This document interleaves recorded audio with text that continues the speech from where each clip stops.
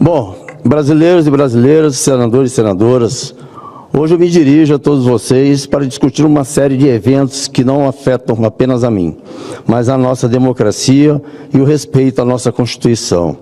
Estamos vivendo uma escalada de abusos de poder que coloca em risco nossa liberdade e integridade de nossa instituição.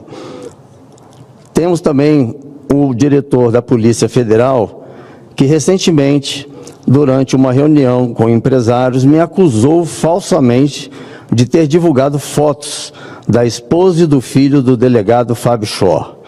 Essas acusações são absolutamente infundadas. Eu nunca cometi tal ato e, em resposta, enviei um ofício formal exigindo uma retratação. Eu, por já estar trabalhando na área há 30 anos, eu sei que isso seria de uma irresponsabilidade enorme expor a família de um policial, que dirá de um delegado da Polícia Federal. Então, aqui eu fico esperando para que o diretor-geral possa provar que nas minhas redes sociais tem a foto do filho do Schor e da esposa dele.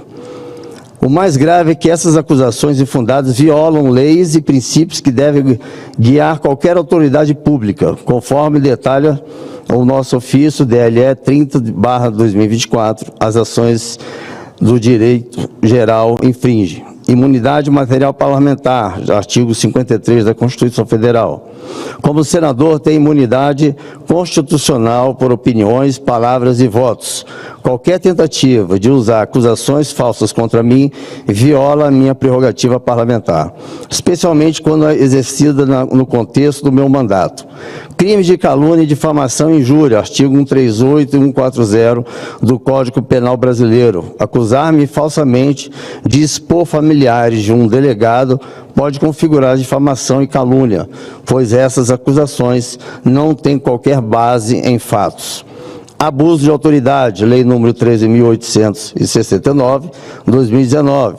O uso de informações falsas para atacar a honra de um senador é um abuso de autoridade, conforme o artigo 27 dessa lei, que trata do uso indevido de meios de comunicação para promover ataques a uma imagem de um parlamentar. Princípios constitucionais da administração pública, artigo 37 da Constituição Federal. O diretor-geral da Polícia Federal tem o dever de agir conforme os princípios da legalidade, impessoalidade, moralidade e publicidade. Ao fazer acusações infundadas, ele está violando os princípios da moralidade, da impessoalidade, cometendo um grave desvio de função.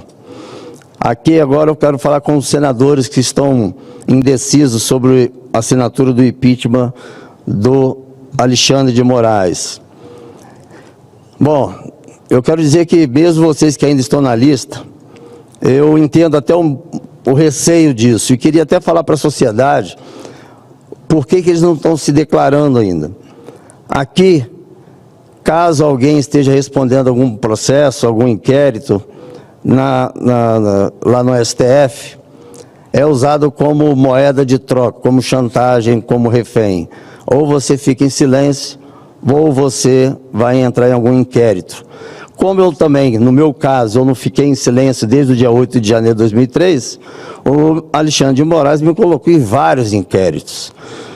E nada me traz receio ou medo, porque na verdade, eu estou seguindo a Constituição. Quem não segue é ele.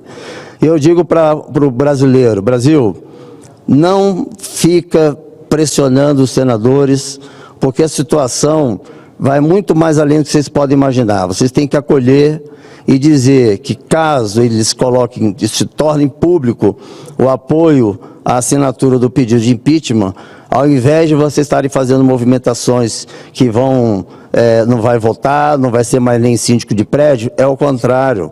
Eu solicito que vocês façam o contrário, acolhem os senadores que tiverem agora a coragem de sair da parte onde estão ali como indecisos e ir para os que estão apoiando. Eu sei que muitos querem apoiar, mas por enquanto tem receio de tornar isso público. Então, sociedade, vamos acolher aqueles que estão indecisos e dando a eles a tranquilidade que tem 36 senadores que já assinaram e também tem mais de milhões de pessoas que também subscreveram, ou seja, não estarão sozinhos sobre ataque do Alexandre de Moraes. Podem contar comigo e, se for o caso, me coloco na posição de vítima caso o ministro acione algum dos senadores. Não tenhamos medo, porque a ferramenta mais poderosa que o nazismo usou foi o medo. E assim ele fez todas as atrocidades que nós sabemos até hoje. Então, não tenha medo. Pode ter certeza que eu e os 36 senadores, e mais 1,5 milhão que subscreveram, e mais aquela quantidade de pessoas que foram às ruas, nós vamos estar ao seu lado te defendendo.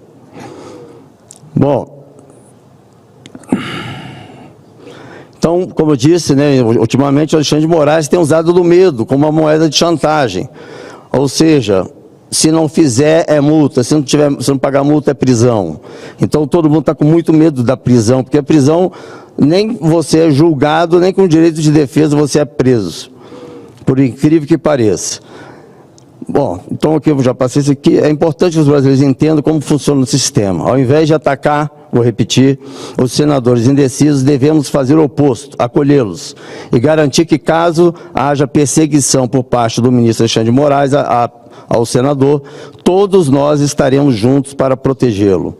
Se não nos unirmos, outros senadores poderão ser alvos das mesmas perseguições e restrições de liberdade, como aconteceu com Daniel Silveira, que foi o símbolo do start do medo. Este é o momento de se unir e agir, para que o legislativo não se curve ao medo. A sociedade brasileira estará ao lado de cada um de vocês, amigos senadores e senadoras, e se posicionarão pela defesa da nossa democracia. O bloqueio do meu salário é outro exemplo claro do abuso de poder, e o bloqueio do meu salário, ordenado por um único ministro, sem qualquer justificativa legal, essa medida também viola diretamente a Constituição e o Código do Processo Civil. A Constituição Federal, em seu artigo 7º, parágrafo 10º, protege o direito ao salário como inviolável. Além disso, o artigo 833, parágrafo 4º, do Código do Processo Civil estabelece que o salário é impenhorável, exceto para dívidas alimentícias, o que não é o meu caso. Mesmo assim, meu salário foi ilegalmente bloqueado na sua totalidade há 3 meses, sem qualquer justificativa legal e sem o devido procedimento, sem saber o motivo e sem poder me defender e entender o que houve. O que constitui uma violação clara dos princípios da irredutibilidade, trava-línguas, dos vencimentos e do ataque às minhas prerrogativas como parlamentar. Isso não é apenas um ataque a mim, mas também à minha família, além de abrir um precedente perigoso para essa casa, porque qualquer parlamentar que questione as ações do ministro Alexandre de Moraes pode sofrer a mesma irregularidade. Alexandre de Moraes tem usado o seu poder para promover uma série de violações constitucionais sob o pretexto de defender a democracia. Mas como podemos falar em defender a democracia quando a própria Constituição é violada? A inclusão de senadores em inquéritos sem base legal, bloqueio de salário e a quebra de sigilo são medidas ilegais que atacam diretamente os direitos fundamentais garantidos pela Constituição. Os senadores indecisos precisam entender que agora é o momento de agir. Vocês não estão sozinhos. O povo brasileiro está ao lado de vocês e exige que o Senado cumpra o seu papel constitucional de proteger o Estado de Direito e os direitos de cada parlamentar. É a hora de agir, é a hora de coragem, porque o futuro da nossa democracia depende das nossas ações. E para encerrar, eu preciso só dizer que os que estão cumprindo as ordens ilegais do ministro Alexandre de Moraes, porque não tem em nenhum Código Penal, não tem na Constituição, então a nossa Constituição diz que quem cumpre ordens ilegais é crime. De acordo com a Constituição, o Código Penal e o regime jurídico dos servidores públicos federais, Lei 8.112 de 1990, nenhum funcionário público é obrigado a cumprir ordens que violem a lei. Pelo contrário, deve se recusar a acatar ordens manifestamente ilegais. Na Constituição, o princípio da legalidade, que é o artigo 37, determina que o ato da administração pública deve estar em conformidade às leis, e já o artigo 5º, inciso 2, reforça que ninguém pode ser obrigado a fazer algo senão em virtude da lei. No Código Penal, artigo 22, estabelece que quem obedece uma ordem não manifestamente ilegal não é punível. Ou seja, se a ordem é claramente ilegal, o funcionário que cumpre pode ser responsabilizado criminalmente. O regime jurídico dos servidores públicos federais, Lei 8.112, de 1990, também estabelece no seu artigo 116 que é dever do servidor público observar a lei e denunciar ilegalidades ou abusos de poder.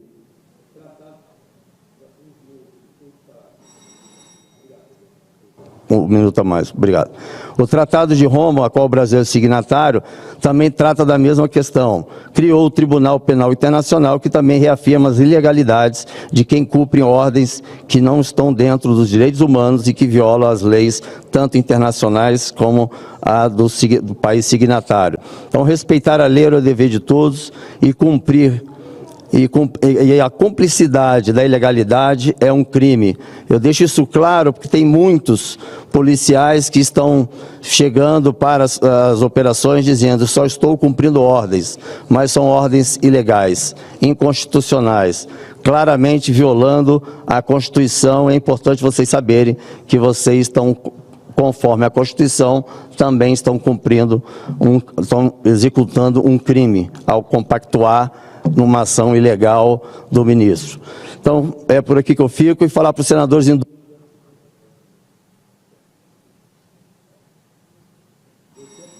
dos senadores que estão em dúvida, estão receosos, não fiquem, eu estou pagando um preço alto, que nunca aconteceu em 200 anos de Senado, mas vale a pena, porque eu vou deixar, e nós, quer dizer, senadores, vamos deixar para o resto da história, que na hora que a nossa democracia estava sendo violada, atacada, agredida, e na iminência de se perder a democracia, nós, senadores, nos juntamos, independente de partido, ideologia, e fomos juntos defender a democracia. Muito obrigado, presidente, pelos minutos a mais.